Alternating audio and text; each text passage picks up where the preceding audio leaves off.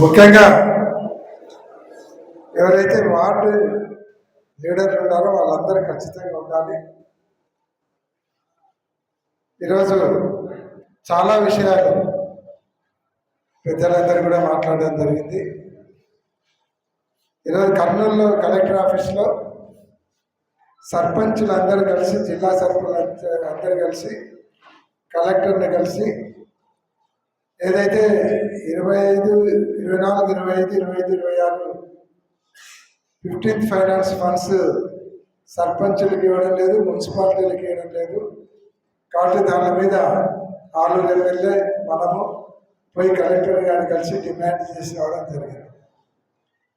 ఇప్పుడు మనకేమంటే కర్నూలు ఒకటి తీసుకుంటే సరిపోదు, జిల్లా అంతా బాధ్యత పెట్టారు. కాబట్టి జిల్లా సమస్యలన్నీ కూడా మన సమస్యలే ఇప్పుడు.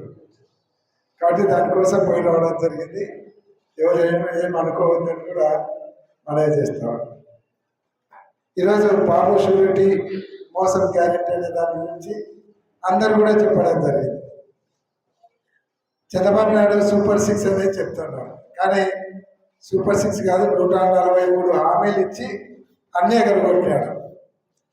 విచిత్రం ఏమంటే మామూలుగా మనకు పాతకాలంలో సామెత అంటారు, పావుల పనికి రూపాయి పావుల ఖర్చు పెడుతుంటారని. పాతకాలంలో సామెత. ఇప్పుడు చంద్రబాబు నాయుడు అదే చేస్తారు. 4,000 పెన్షన్ ఇవ్వడానికి ప్రతి నెల ఏదో ఒక గ్రామానికి పోతాడు. ఆ గ్రామంలో పోయి వాళ్ళ ఇంట్లో కాఫీ కలిపి, లేకుంటే వాళ్ళకు టిఫిన్ చేసో, వాళ్ళ పిల్లలకు స్నానం చేయించో, లేకపోతే అదేదో ఎమ్మగోళ సినిమాలు స్టూడెంట్ ఎన్టీఆర్ ఎలక్షన్లలో నిలబెడితే పిల్లలు బాత్రూమ్ కూర్చుంటే ఎలక్షన్లో నిలబడినప్పుడు బాత్రూమ్ కడిగినట్టు. ఇటువంటి కార్యక్రమాలు చంద్రబాబు నాయుడు 4,000 పెన్షన్కి 4 కోట్లు ఖర్చు పెడుతున్నాడు. మొదటిసారి పోవడం అంటే ఓకే. ప్రతి నెల ఏ ముఖ్యమంత్రి పోయి 4,000 పెన్షన్ పోయి 4 కోట్లు పెన్షన్ ఇచ్చే ముఖ్యమంత్రి భారతదేశంలో ఎవరైనా ఉన్నారంటే చంద్రబాబు నాయుడు అక్కడే. అంటే పబ్లిసిటీ పిచ్చి ఇదంతా. జగన్మోహన్ రెడ్డి గారు 2,67,000 కోట్లు ప్రజలకు డైరెక్ట్గా ఇచ్చినాడు. ఏ రోజు ప్రజలలోకి వచ్చి పబ్లిసిటీ చేసుకోలేదు, వాళ్ళ అకౌంట్లకు డైరెక్ట్గా ఇచ్చినాడు.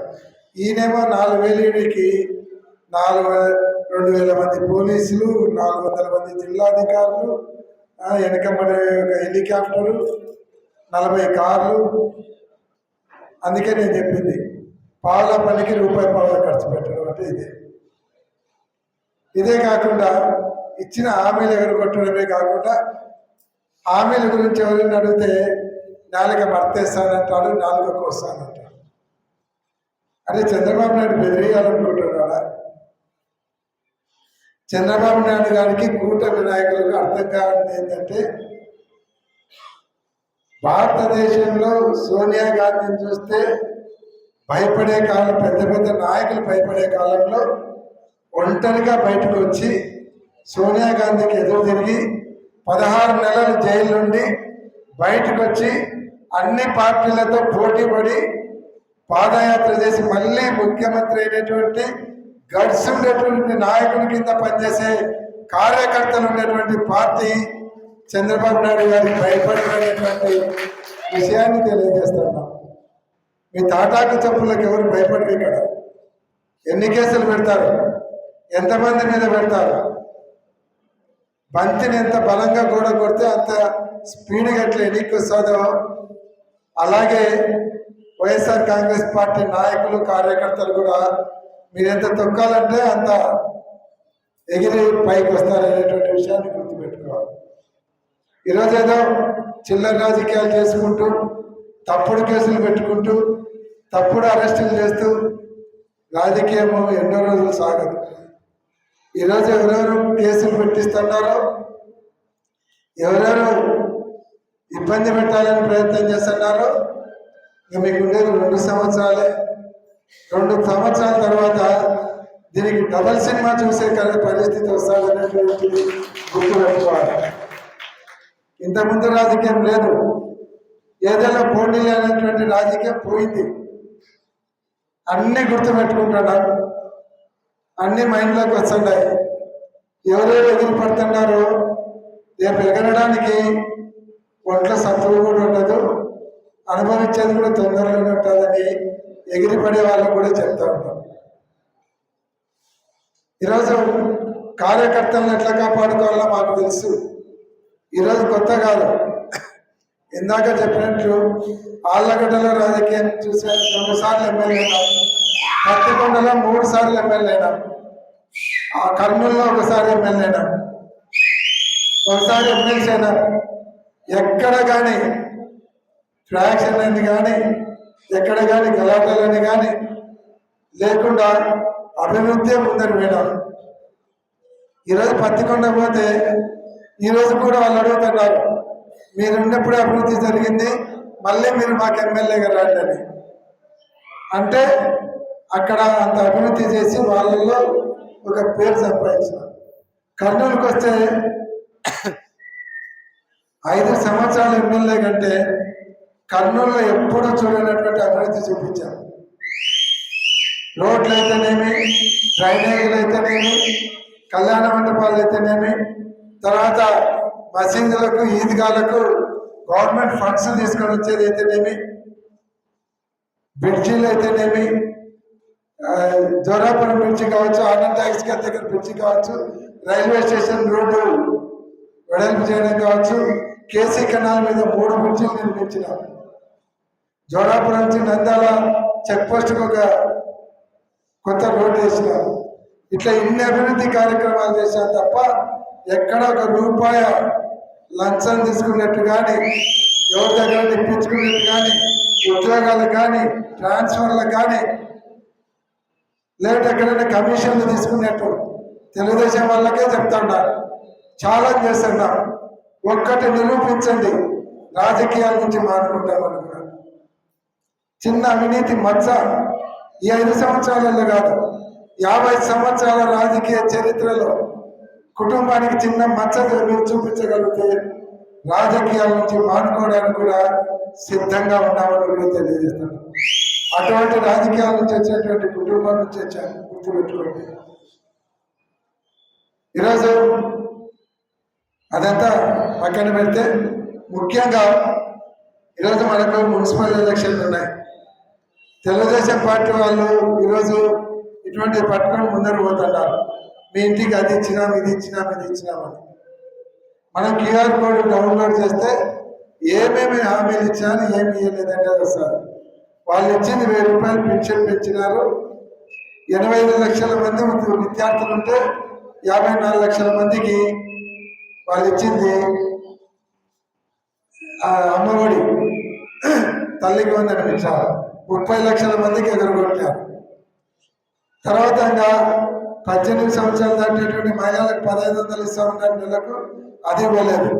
నిరుద్యోగులకు 3000 పెన్షన్ ఇస్తామన్నారు, అది ఇవ్వలేదు. రైతులకు 20,000 ఇస్తామన్నారు, రైతు భరోసా, అది ఇవ్వలేదు. 50 సంవత్సరాలు దాటినటువంటి ఎస్సీ, ఎస్టీ, బీసీ, మైనార్టీలకు 50,000 నెలకు 4,000 చొప్పులు ఇస్తామన్నారు, అది ఇవ్వలేదు.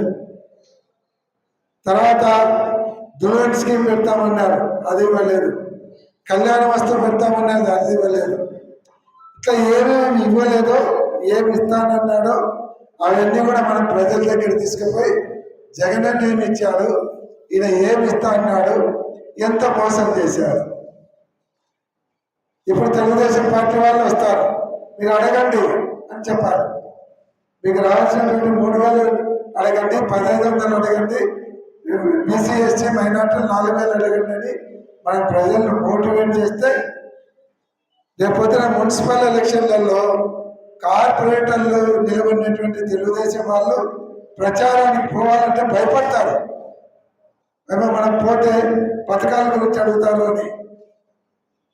మున్సిపల్ ఎలక్షన్లలో మళ్ళీ మనం కొండారెడ్డి బ్రిడ్జి మీద వైఎస్ఆర్ కాంగ్రెస్ పార్టీ జెండా ఎగిరేయాలంటే మనం ఈ కార్యక్రమాన్ని ఈ బ్రిడ్జి తీసుకుపోవాలి. మున్సిపల్ ఎలక్షన్ ఉండేది 6 నెలలే, మనకేం ఎక్కువ టైం లేదు. ఆల్రెడీ జూలై అయిపోయింది. ఇది ఒక 4 నెలలు, అదొక 2 నెలలు, 6 నెలల్లో ఎలక్షన్లు వస్తాయి.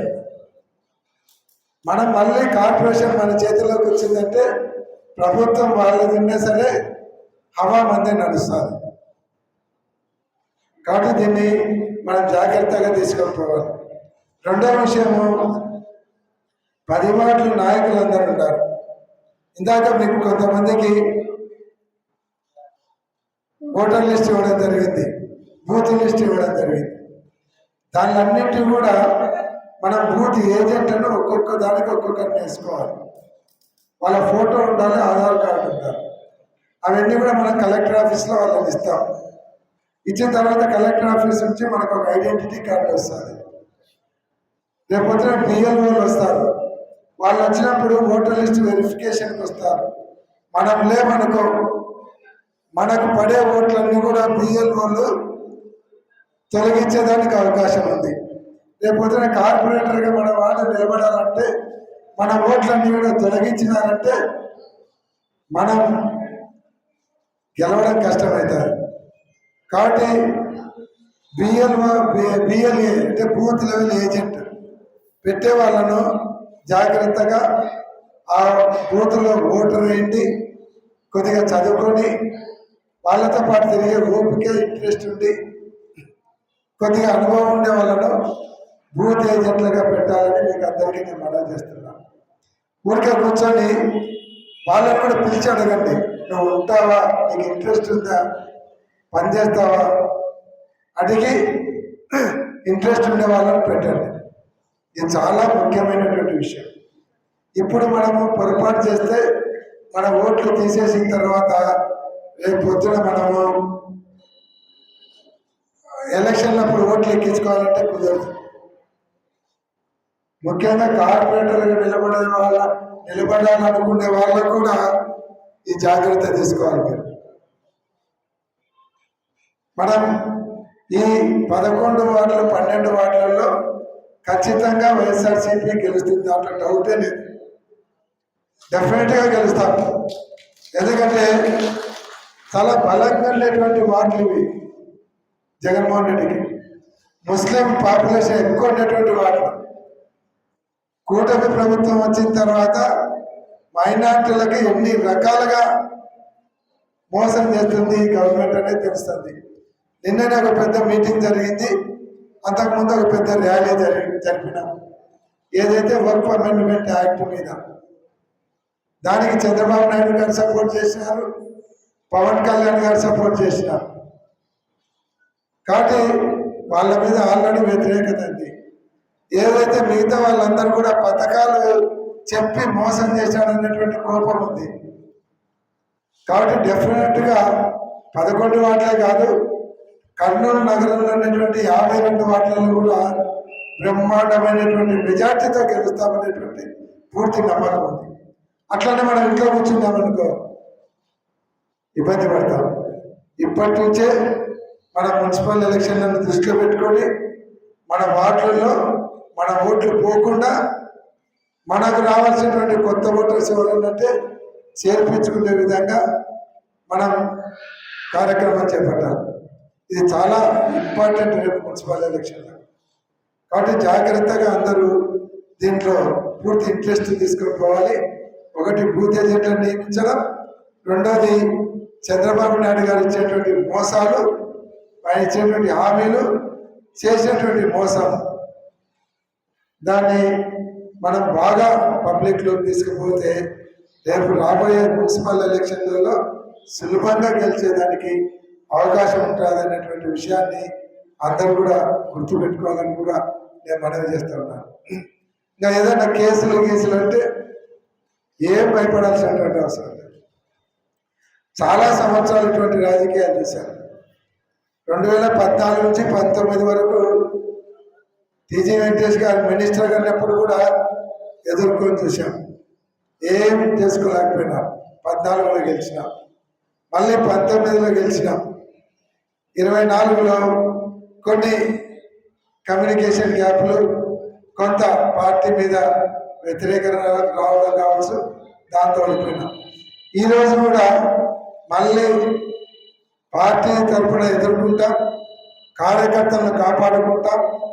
ఏ కార్యకర్తనైనా సరే అనవసరంగా కేసులు పెడితే మీరు కూడా లాయర్లను పెట్టుకోవాల్సిన అవసరం లేదు. లాయర్లను కూడా మేమే పెడతాం, మేమే బయటికి తీసుకొని వస్తాం.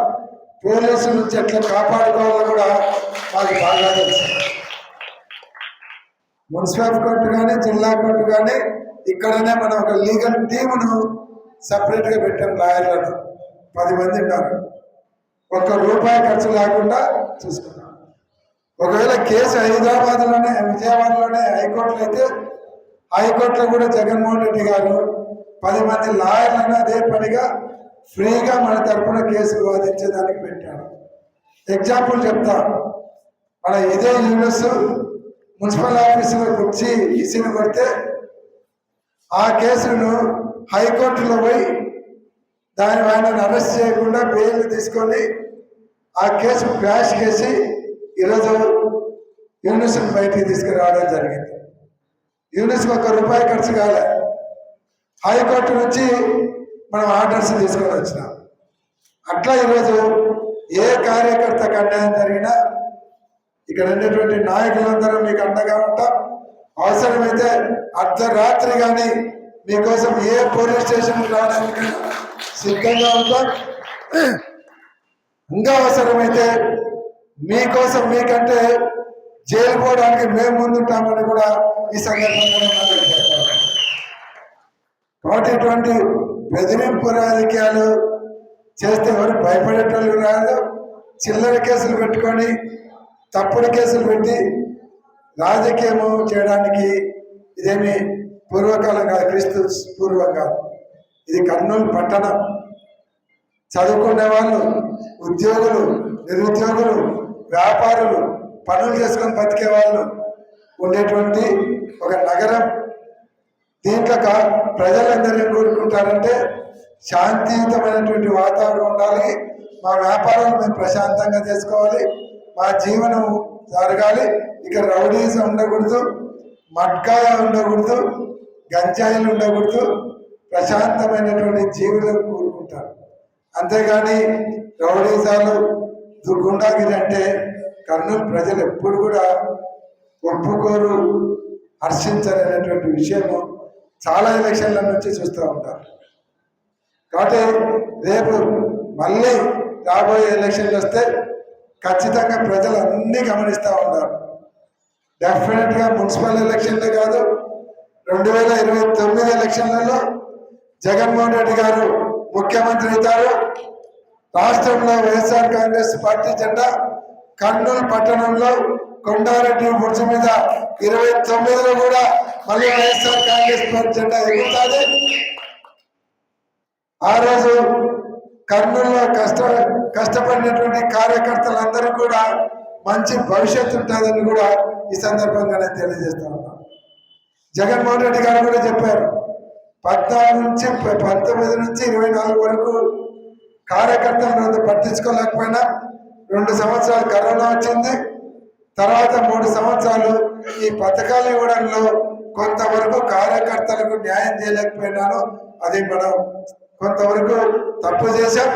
రాబోయే కాలంలో 2.0 అని చెప్పేసి ఖచ్చితంగా రాబోయే గవర్నమెంట్లో కార్యకర్తలకే పూర్తి న్యాయం చేస్తాం. కార్యకర్తలు ఆర్థికంగా, సామాజికంగా, రాజకీయంగా కార్యకర్తలందరూ కూడా కష్టపడే కార్యకర్తలందరూ కూడా మంచి భవిష్యత్తు కల్పిస్తామని జగన్మోహన్ రెడ్డి గారు ప్రతి మీటింగ్లో చెప్తున్నాడు. ఖచ్చితంగా ఆయన మాట చెప్పినట్టు తప్పేటువంటి వ్యక్తి కాదు. డెఫినెట్గా ప్రతి కార్యకర్త కూడా ఈరోజు కష్టపడే కార్యకర్తలను అందరినీ గుర్తిస్తాం. వాళ్ళందరికీ మంచి భవిష్యత్తు ఇస్తాం. ఎందుకంటే 50 సంవత్సరాలు 60 సంవత్సరాల నుంచి రాజకీయం చూస్తున్నాం. ఎలక్షన్లు అయిపోయినాక గెలిచిన తర్వాత చుట్టూ చేరి ఏదో దండలేసో లేకుంటే కాకాపట్ట మమ్మల్ని ఏదో చేయాలనుకుంటే, వాళ్ళు ఏదో లబ్ధి పొందాలనుకుంటే అవన్నీ మా దగ్గర కుదరదు.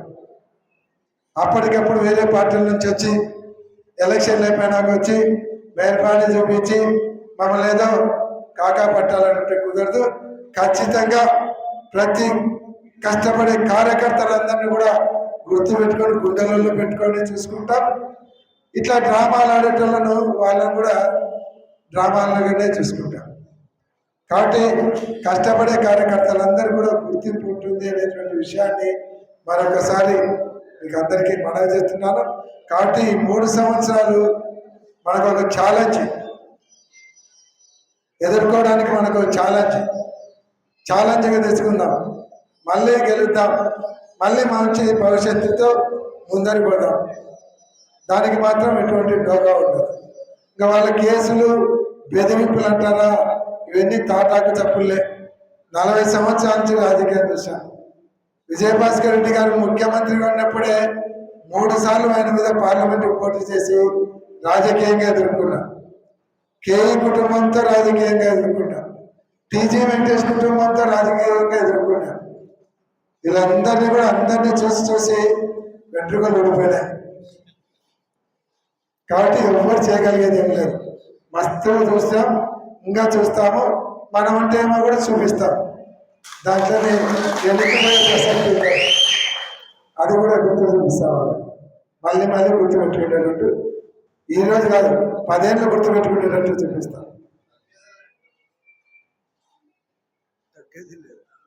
తగ్గేది లేదా? ఆ తగ్గేది నేషనల్ లెవెల్ అయిపోయింది. తగ్గేది లేదని ఇప్పుడే కాదు, ఎప్పుడూ తగ్గేది లేదు. ఎవరికి తగ్గేది లేదు. కాబట్టి మనం చేయాల్సిన పనిని ముందర చేసుకుంటూ పోదాం. ఎట్లా మనం గెలవాలి, మన వాళ్ళని ఎట్లా గెలిపించుకోవాలి, దాంట్లో మనం అందరం కూడా కాన్సన్ట్రేట్ చేసి ముందర పోవాలని ఈరోజు మధ్యలో కలెక్టర్ ఆఫీస్ పోయి వచ్చి కొంతసేపు మిమ్మల్ని ఇబ్బంది పెట్టా. దానికి కూడా ఎవరు ఏమనుకోవద్దు. ఎందుకంటే ఇందాకనే చెప్పాను, ఇప్పుడు జిల్లా బాధ్యత అంతా మన మీద పెట్టారు. ఆలూరులో చిన్న ఇబ్బంది జరిగినా పోవాలి, పత్తికొండలో జరిగినా పోవాలి, ఎక్కడ పోయినా మనం పరిగెత్తాల్సినటువంటి పరిస్థితి పెట్టారు. అంటే మనం చేయగలుగుతాము, ఎదుర్కోగలుగుతాము. కాబట్టి మనల్ని సెలెక్ట్ చేసుకొని ఆ బాధ్యత మనకి ఇచ్చినారు. రూలింగ్ ఉన్నప్పుడు ఎవరు జిల్లా ప్రెసిడెంట్ కంటే ఇబ్బంది లేదు, దానికేం పెద్ద పని లేదు.